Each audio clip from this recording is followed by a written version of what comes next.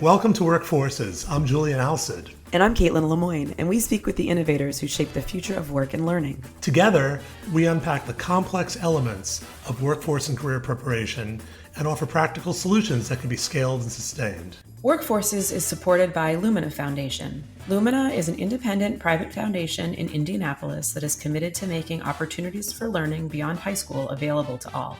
Let's dive in. On the Workforces podcast, we feature a range of companies and organizations offering various programs, products, and initiatives that live at the nexus of work and learning. Some are funded through public dollars, others through private investments. And we don't always dive into those details in our conversations. However, today we're taking a slightly different approach and speaking directly with the leader of a foundation that's focused on supporting a range of innovative organizations seeking to solve significant challenges. Yes, Julian, we're looking forward to this conversation.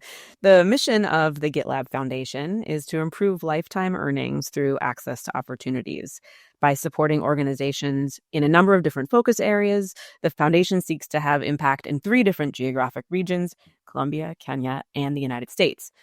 The foundation's focus on ROI is particularly distinct. They pay close attention to how their dollars contribute to the total lifetime earnings for low-income families. Yes, and at a time in which we're navigating significant change in the world of work and learning, from policy shifts, economic uncertainty, the rapid advancement of AI, we're looking to dive deep into a conversation with the president and CEO of GitLab Foundation, Ellie Bertani. We'll discuss how they monitor and measure impact and ensure that every dollar spent drives true and lasting change. With a background in the nonprofit, public, and private sectors, Ellie brings a shared value, cross-sectoral approach to drive sustainable impact. Prior to joining the GitLab Foundation, Ellie spent 10 years in the private sector with roles at Wells Fargo and Walmart, and much of her work focused on frontline worker economic stability and mobility. Earlier in her career, Ellie spent nearly 10 years in the nonprofit and public sector, including positions with the Bill and Melinda Gates Foundation, the U.S. State Department, Third Sector Capital Partners, and Rotary International.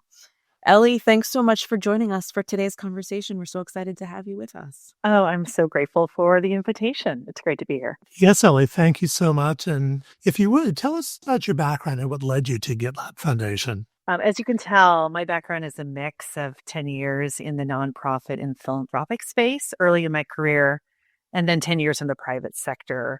And I've really tried to combine perspectives of what makes each of those sectors impactful and what can contribute to drive social change into GitLab Foundation as we have launched it and founded it 2.5 years ago. I think in particular, we're trying to say what are the most important factors that drive great investment in the private sector. Some approaches from venture capital in particular that we think, when translated into a philanthropic setting, can really help us make evidence-based smart decisions, help us move really quickly as an organization, and help us find these really sort of diamonds in the rough, jewels of projects or organizations that have great new ideas that can really help people who need economic mobility get money into their pockets and move up the ladder. So you're starting to take us in this direction, Ellie, but can you provide, I know we said a little bit about the GitLab Foundation, but can you provide more of a background on an overview of the foundation and really what makes your investment strategy unique? We are a global independent private foundation, as you said, working in 3 markets today. We have a mission to improve lifetime earnings through access to opportunities. And we really think about economic mobility pretty broadly. We think there are a tremendous number of factors that can help support an individual to grow their earnings over time. Some of those supports may be skills development and workforce training programs. Some of those supports may be things like early education and earlier in their lives, their access to great opportunities at younger ages. And some of those may be access to technology solutions that can help them navigate or find new opportunities as they're working through their lives. But we really take, I think there are 3 different things that make our investment approach a bit unique in philanthropy. First is our focus on ROI. Here we estimate and track the impact of every investment that we make using a unique, what we call North Star return on investment methodology. That means for every dollar that we invest, we seek to drive at least $100 in additional lifetime earnings for people who live below a living wage. We seek out solutions that lead people to pathways to prosperity. And we recognize that it's really important to have financial stability as a foundation to drive economic mobility. The second thing that is a bit unique about us is we have a pretty high risk tolerance. We believe that philanthropy is in a unique position to take risk and test out new social innovations in a way that others, for example, the public sector, really can't since they're using taxpayer dollars. And so building on that unique capability, we are willing to bet on proven ideas and also to invest in our grantees' ability to build evidence of whether their ideas work and also to learn through iteration how their ideas can be improved. And I think this ability to seek out risky projects is something that we would encourage other philanthropies to do as well. And then the third thing that we do that is a bit different is we really move with speed. We believe in getting capital as quickly as possible to organizations who are driving change. That's why we've designed our processes to be as grantee-friendly as possible, asking for just enough information to help inform our decision-making and make some good bets. And this, I think, is demonstrated by the fact that over our first 2 years, we've made over 120 grants and moved almost $35 million quickly to high potential ideas. So that's what really, I think, makes us different. Well, so Ellie, picking up on that, so you've developed rapidly then, pretty big portfolio.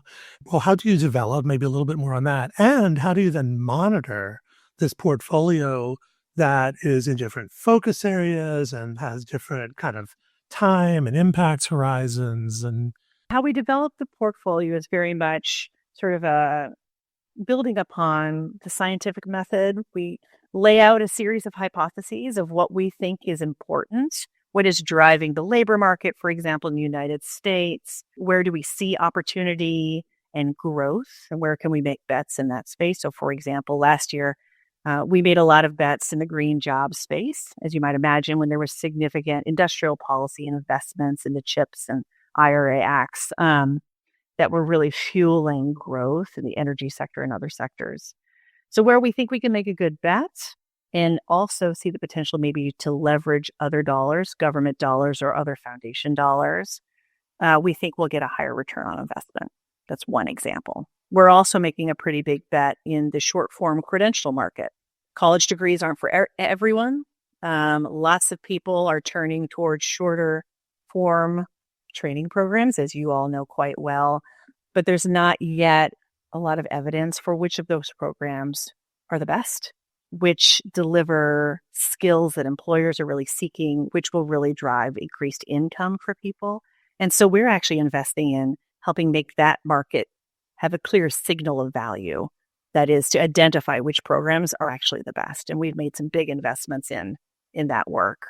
But that's all built on this hypothesis that if we can solve that problem, it will really drive earnings for potentially millions of people here in the United States.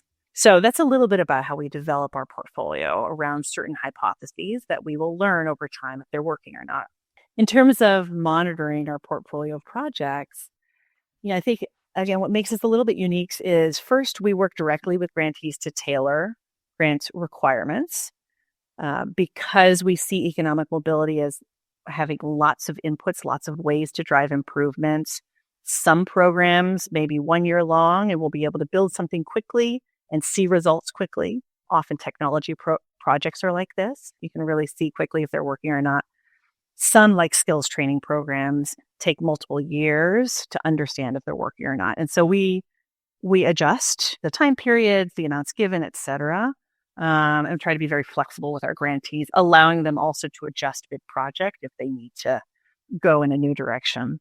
And then for monitoring and evaluation, most funders don't support their grantees in efforts to measure their impact. We understand that those investments are important, that it can be complex, costly, and high effort. to conduct robust impact measurement. And so we actually have a fund supporting grantees to do just this. We launched it last year. It's called our Learning for Action Fund. And in its first iteration, it invested in 12 grantees from our portfolio to build their monitoring and evaluation capacity, to both improve their own program designs by capturing feedback from their participants and allowing them to iterate their programs, and to build evidence for what's working. And we are hopeful that as grantees are able to build that evidence and prove what's working, that will inspire other funders beyond us also to invest in some of this great work. I'm struck by how responsive the foundation is, it sounds like, to the needs and kind of priorities of the different organizations that you invest in. I mean, both from like the tailoring of, like you said, some of, I guess, how people even like apply for these funds, but also in like the kind of things they're looking to achieve once they've obtained the funds, but also this focus on monitoring impact, right? Because I think like in this space that can be really challenging and doesn't always have a short time horizon associated with it, depending on the initiative or the program. So, I mean, I'm curious, Ellie, can you share a couple of examples of grantees that are demonstrating impact? And then maybe we can dive into some of the challenges and learnings you're seeing as well. Two organizations that I wanted to highlight that I think are great examples of really interesting, unique, high ROI projects that we're excited about. So the first is an organization you may know called Upwardly Global. Upwardly Global is an organization here in the United States that helps immigrants translate their skills from prior jobs or careers from their home countries to re-credential them and allow them to employ those skills here in the United States. As you probably recognize, there are a lot of barriers when someone is immigrating, and often many immigrants end up in rather low-wage jobs like house cleaner jobs or Uber drivers or things they can quickly get to sustain their families, but aren't harnessing everything they have brought with them from their prior life. And Upwardly Global really helps people go through the process of re-credentialing, demonstrating those skills, pointing them towards the right programs that will allow them to then join the workforce in a much more productive way. So they're already doing great work. And Upwardly Global came to us saying, we really have this vision of expanding our work to serve more and more refugee-serving agencies across the United States. What we want to do is kind of somewhat I would call unsexy infrastructure work. We want to build a learning management system so that we can codify all the work we do and train other organizations to do it, which would dramatically expand our reach across the United States to serve more and more people.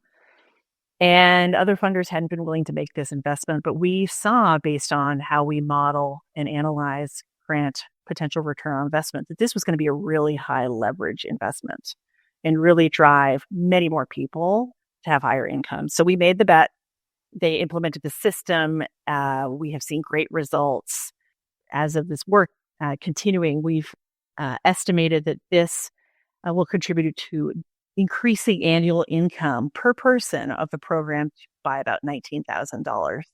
So really high returns for the investment we made. A second one I would call out is one of our grantees in Colombia called Cuepa Educec.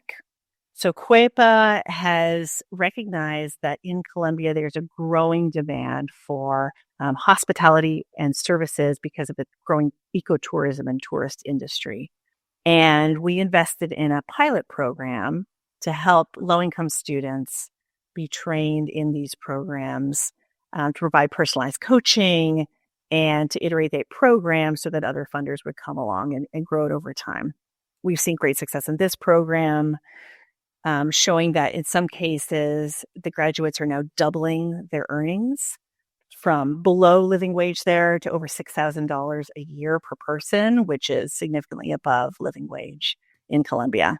And so, we estimate that for only about $1,000, we will drive more than double increases to their lifetime earnings over time. So a really high return on investment. Now, in terms of learnings, right? So I'll give one example of a grantee that, we invest in risky things, So many things don't work out. We see about 2/3 of our projects, if we're doing a really good job, are panning out as we had hoped. About 1/3 may not be, and that's to be expected. What we really look for, though, is these grantees who are learning and iterating as they go. Mm-hmm. So we invest in Generation Kenya. Generation is a multinational organization that focuses on increasing skills country by country across the world. And in Kenya, they launched this really, at the time, very innovative project to help Kenyans, particularly in urban areas, gain skills to be to have technical skills and become digital freelancers in the open marketplace. The theory being, if they could then be employed by Americans, for example, their earnings would be significantly higher than if they were working for in local jobs that are relatively poor paying. With the continuing push into AI and the rapid changes in the technology space, what originally seemed like a really exciting, high potential program over the first year ran into some significant challenges with the second and third cohorts gaining employment. The first cohort did great. The second and third really faced some significant challenges. And so they were forced, the grantee came to us and said, we think we should stop the program. We think we should save the funds and reallocate them to some higher potential initiatives. And we said, thank you. Thank you for coming to us. Thank you for raising this as an issue. Thank you for recognizing this challenge. We were happy to see them pivot the strategy and repurpose the funds quickly and recognize the challenges they were facing. So all this to say, this is a normal course of things. When you're making a high risk investments, what we really look for is the learnings and the ability to flex and pivot. Well, and I would say that, I appreciate, thank you for sharing that set of lessons learned. And I think, having some of that story is on your website as well. And I think it's really valuable to put that out to the community, right? To say, here's what happens. It's not always a linear path to success. Sometimes it's actually about, yes, let's repurpose, or yes, we're learning along the way and what can we do differently? And I think showing models of how that work happens is really important, because I think, as you're saying, right, many times that's what occurs, especially with a lot of these social impact initiatives. It's not a linear path to success, and there are so many external factors impacting these projects along the way. Absolutely. I mean, just in the last few months, we can see how external factors can change all sorts of dynamics for nonprofits and philanthropies trying to make bets. So as long as the leadership team is one that is recognizing learning, we're willing to continue investing and betting on those teams. So, Ellie, even in less tumultuous times, I'd say that the field has been littered with good ideas that have come and gone with grants. And I'm really interested in hearing a bit about how do you work with your grantees to ensure that they're to try to give the best chance of life beyond this grant. How do you leverage these investments in that respect? Although we're young, we recognize that we would like to go beyond the check in terms of support to our grantees. And so with 2 of our 3 funds currently, we have started implementing grantee cohorts and grantee support to those cohorts. So I'll give 2 examples of what that looks like today. We have an AI for Economic Opportunity Fund. We were one of the first foundations to invest in this space. And I say that not to toot our horn, but because we have learned a lot along the way since we started over 2 years ago about what helps a grantee be successful when they're building a new technology, particularly a technology that it is itself evolving so quickly. Through our first cohort in our first fund, we were very fortunate to form early on a partnership with OpenAI. And that has really matured in this second cohort to them offering engineering support for all of the grantees going through our second cohort. We host monthly meetings, bring all of the grantees together, focused on a specific topic each time, from topics ranging from ethical use of AI and building ethical frameworks for building and implementing AI in your own organization, all the way to highly technical conversations on, RAG and how do you set guardrails around your LLMs and, things that I can't talk about even as intelligently as the rest of my team. And we use the grantees come in and you bring a use case, a problem they're trying to solve. The engineers will help coach them in real time so everyone can learn collectively from that conversation. So we're seeing where we can bring in expertise to really support a cohort of grantees and where they can learn collectively from each other. If you can build in those supports, it really goes a long way to making those projects as effective as possible. The second thing we're doing in that cohort and in others is setting up demo days.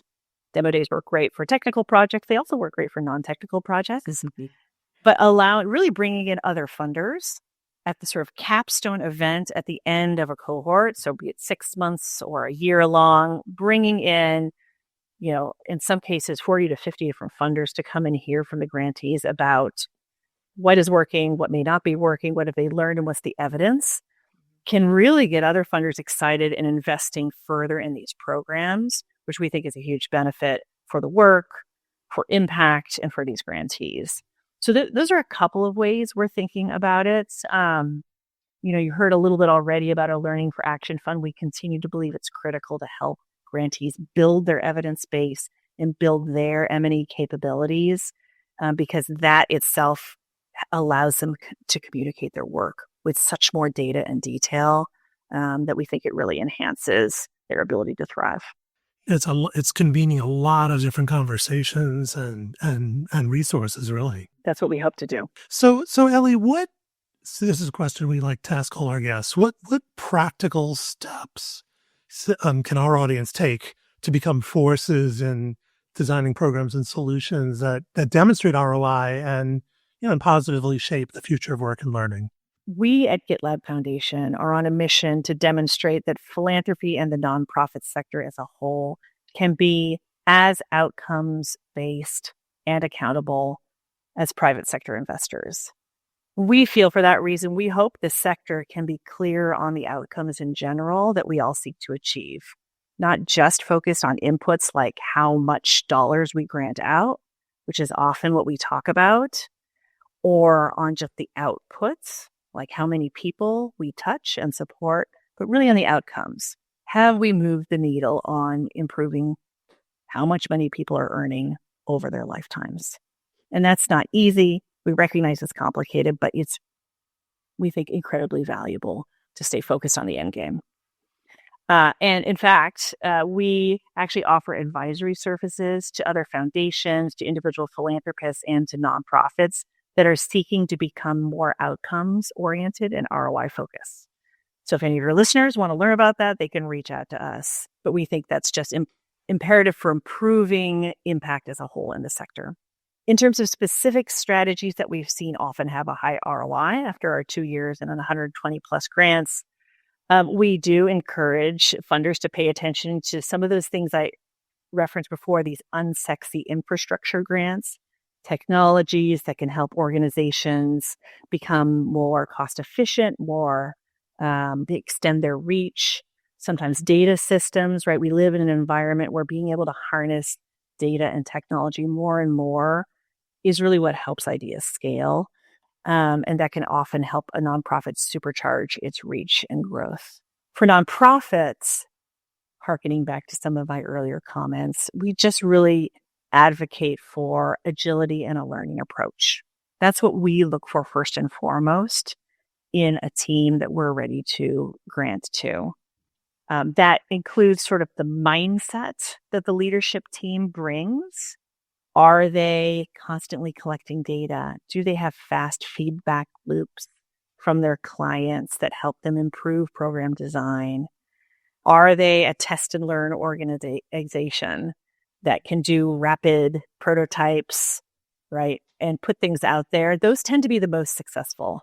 We recognize some projects just failed. Failure is fine as long as there's the ability to learn and adapt. But that's a mindset that just doesn't exist on every team, and it's something we just think nonprofits really be looking for in the talent that they recruit as well. Well, thank you, Ellie, for those I think they are very practical steps as far as how our audience can become forces in this area. So as we wind down our conversation today, How can our listeners learn more about your work and the GitLab Foundation and continue to follow your efforts? Well, you can follow us on LinkedIn. You can look us up at gitlabfoundation.org. We actually have a newly launched newsletter on LinkedIn called Powering Progress. So if you again go to GitLab Foundation on LinkedIn, you can sign up for our newsletter. And then if you're interested in learning more about our modeling and measurement advisory services, you can reach us at measurement@gitlabfoundation.org. Well, thank you so much, Ellie, for this conversation.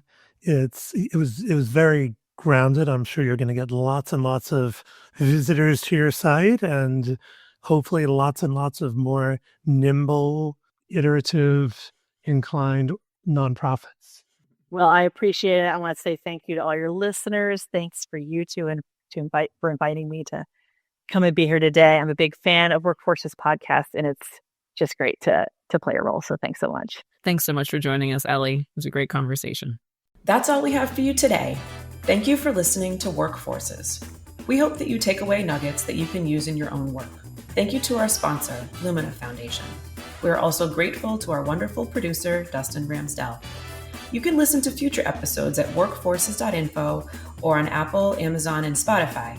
Please subscribe, like, and share the podcast with your colleagues and friends.